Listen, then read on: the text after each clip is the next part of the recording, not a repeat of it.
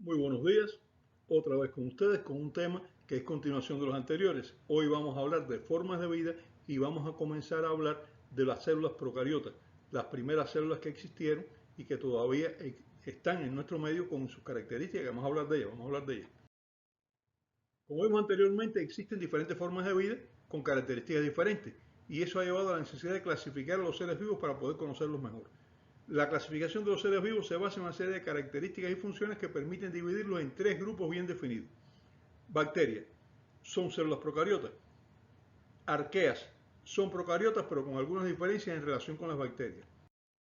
Y recientemente en Japón se encontró una especie que comparte algunas características con las procariotas y otras características con las eucariotas y se les denominó paracariotas. Después de esto, más evolucionadas, las células eucariotas. Son los tres grandes grupos: bacterias, arqueas y células eucariotas. ¿Y dónde están los virus? No, espérese. Los virus son algo aparte. Ni están vivos ni están muertos. Ya hablaremos de ellos. Es como los zombies. Los zombies, pero estos existen. Los zombies yo nunca he visto ninguno, no sé si existen. Sería muy interesante hablar de todas y cada una de las ramas de los seres vivos, pero eso es muy extenso. Vamos a limitar nuestros temas a algunos de los grupos. Por su gran importancia en nuestra vida y por ser al parecer los más antiguos de los seres vivos actualmente conocidos, vamos a comenzar con las bacterias. Siempre que hablamos de bacterias pensamos en infecciones, una relación que no nos olvidamos de ella. Bacteria igual infección, pero ni todas las infecciones son por bacterias, ni todas las bacterias causan enfermedades. De las 15.919 especies de bacterias registradas, solamente causan enfermedades 538.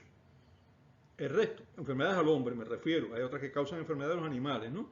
El resto, o bien no son indiferentes, o sea, no importa que estemos aquí, ellas están ahí, nosotros aquí, no importa. O nos benefician. ¿Benefician? Benefician, sin duda.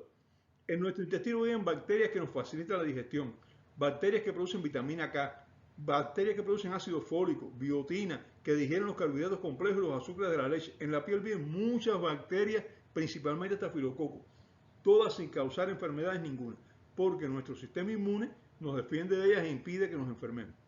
Tenemos aproximadamente 10 veces más células bacterianas en nuestro cuerpo que células propias del cuerpo, de nuestro propio cuerpo.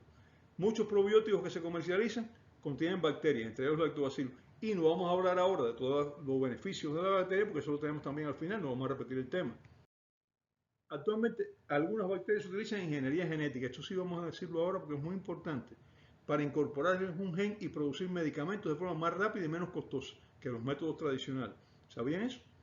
Hay bacterias trabajando para nosotros produciendo medicamentos. ¿Cuál es el ejemplo clásico? El ejemplo clásico fue la producción de insulina por bacterias de Escherichia coli. Se le insertó un gen a la bacteria de Escherichia coli para producir insulina humana. Y entonces desde 1978 lo que se está produciendo es insulina humana purificada. Ya no hay que matar bueyes para tomar el páncreas, sacar la insulina, un proceso bastante complejo y una insulina muy poco pura, sino que los diabéticos disponen ya de insulina humana que está hecha con ingeniería genética por bacterias. Así que no todo es malo en nuestra relación con las bacterias. No echen la culpa a las bacterias de todo lo que pasa. Se calcula que muchas especies bacterianas aún no han sido identificadas por la ciencia, sea porque viven en lugares de difícil acceso, o porque no existen medios de cultivo para ellas, o por otras muchas causas. Las bacterias son los organismos más abundantes en la Tierra. Pueden vivir en cualquier medio, en agua, en tierra, en profundidades marinas, en manantiales de aguas calientes, de aguas ácidas, de aguas sulfúricas se han encontrado bacterias. El Helicobacter pylori vive en el medio ácido de nuestro estómago, donde él vive ahí, donde está todo el ácido ese, el ácido clorhídrico, y ahí está él y necesita acidez para vivir. Hay bacterias capaces de vivir en el espacio exterior. Y volvemos un poquito atrás. ¿Serían estas las bacterias, los primitivos habitantes de la Tierra que vinieron en un meteorito y cayeron aquí? ¿Quién lo sabe? De estas viajeras espaciales descendemos los seres vivos de la Tierra. ¿Quién lo sabe? ¿Quiere saber la respuesta? Yo también quiero saberla, pero no la tengo yo ni la tiene nadie. Durante muchos siglos, al menos desde 1020, siglo XI, en el canon de la medicina, Abu Ali ibn Sina, más conocido por Avicena, médico y filósofo árabe, un genio, planteó que las secreciones corporales estaban contaminadas por multitud de cuerpos extraños infecciosos. Él no sabía qué eran, pero él dijo, las secreciones corporales están llenitas de una serie de cuerpos extraños e infecciosos. No sabía ni siquiera si eran seres vivos o no. Están presentes desde antes que la persona enferme y son capaces de transmitir la infección a personas sanas. Miren qué concepto más claro tenía Avicena. Los microorganismos están ahí, están antes de que la persona se enferme y esa persona después, por medio de esos microorganismos, puede transmitirlo a personas sanas. Después de Avicena, otros autores también manifestaron la misma opinión.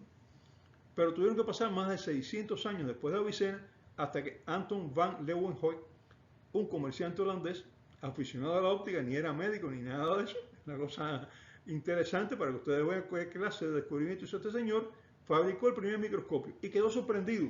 Él dijo, ¿qué es esto que estoy viendo aquí? Un mundo increíble de pequeños seres vivos que se movían, que estaban ahí en las secreciones, en la saliva. Hay cosas muy interesantes de esto. Y entonces, él no conocía nada, nadie conocía nada. Y estos seres vivos estaban en todas partes. Todo lo que él cogía y ponía en el microscopio estaba lleno de estos seres vivos. Y él describió numerosos de ellos. Así pasó de comerciante de tela a bacteriólogo, posiblemente el primer bacteriólogo de la humanidad. Pero el nombre de bacterias todavía demoró en aparecer. En 1828, observando la forma bacteriana, la forma de las bacterias, y esa forma de las bacterias, dijo, esto me recuerda a mí como un bastoncito. Christian Ehrenberg tomó una palabra griega para describirlo. Esa palabra griega significa precisamente bastoncito, y es bacteria. Ehrenberg era todo un científico, pero desgraciadamente poco conocido. Le pregunto a mucha gente por Ehrenberg y nadie sabe quién. Era naturalista, zoólogo, anatomista, botánico, geólogo y microscopista alemán. Amigo de Alexander von Humboldt. Lo acompañó en algunos de sus viajes de exploración por Rusia sobre todo. Pero en el viaje que hizo Humboldt a nuestra patria, a Cuba, él no lo acompañó. El francés Louis Pasteur y el alemán Robert Koch, como decimos nosotros en español, defendieron que la causa de muchas enfermedades eran los microorganismos. Koch describió los requisitos para considerar una enfermedad como causada por microorganismos, o sea, una enfermedad infecciosa. Ya hablaremos de eso en otro programa, no hoy. Probó su teoría. Además descubrió varias bacterias. La más conocida, el bacilo de Koch, que causa la tuberculosis. Recibió por ello el Premio Nobel de Fisiología y Medicina en 1905. Koch, nosotros lo conocemos, bacilo de Koch, tuberculosis, pero tiene una historia mucho más larga que esto. Por cierto, Louis Pasteur, del que hablaremos más de una vez, no era médico. A pesar de ocupar un lugar prominente en la historia de la medicina, era químico, físico, matemático y bacteriólogo. Bueno, bacteriólogo no existía en aquella época, la bacteriología estaba en sus inicios, así que él es uno de los iniciadores de la bacteriología precisamente. Pasteur realizó experimentos que demostraron que la teoría de la generación espontánea de la vida, que decía que la vida se generaba de materia muerta, no tenía otra cosa, pero veían que una materia estaba muerta, aquí algo estaba muerto, plantas, animales, y empezaban a aparecer gusanitos, empezaban a aparecer cosas, y se elaboró esa teoría, una teoría de muchos siglos. La vida nace de materia muerta, era la teoría esta. Bueno, pues él demostró con experimentos que esta teoría no era cierta, que tenía que haber algo en esa materia muerta, huevos, algo que producía las larvas, que no era la materia muerta en sí. Describió la pasteurización y la esterilización de estas materias. Así fue como él demostró que esta teoría de la generación espontánea era falsa. Defendió con fuerza el origen bacteriano de las enfermedades. Fundó y dirigió el Instituto Pasteur en Francia, una institución de gran prestigio en el campo de enfermedades infecciosas. En el Instituto Pasteur, como un dato curioso, es donde se descubrió el bacilo de la inmunodeficiencia humana. O sea, perdón, el bacilo, el virus de la inmunodeficiencia humana. Pasteur y Ehrenberg brillaron en todos los campos a los que se dedicaron. Hoy, el desarrollo de la ciencia no permite ser genio en muchos campos, gracias a que tenemos algunos genios en algunos campos, y hay muchos que se creen que son genios en un campo y no son genios en ninguno. Pero también hay quien se cree genio en muchos campos, y ese es el más peligroso de todo, sobre todo cuando puede actuar. Como dato interesante, se piensa que las mitocondrias, una estructura muy importante de las células eucariotas de las que ya hablaremos, fueron originalmente bacterias que, ingeridas por las células eucariotas iniciales, sobrevivieron. Y después que sobrevivieron, se quedaron ahí. Y entonces dijeron, déjame hacer algo para que me dejen vivir dentro de las células. Empezaron a procesar energía y son la gran fábrica de energía de todas nuestras células. Y esa pequeña, gran fábrica de energía que se llama mitocondria, se piensa que originalmente eran bacterias. Ya hablaremos de ellas. Y además, las mitocondrias tienen otras funciones de las que también hablaremos oportunamente. Y bueno, hasta la próxima semana, si todavía tienen deseos de mantenerse viendo el programa. Muchas gracias y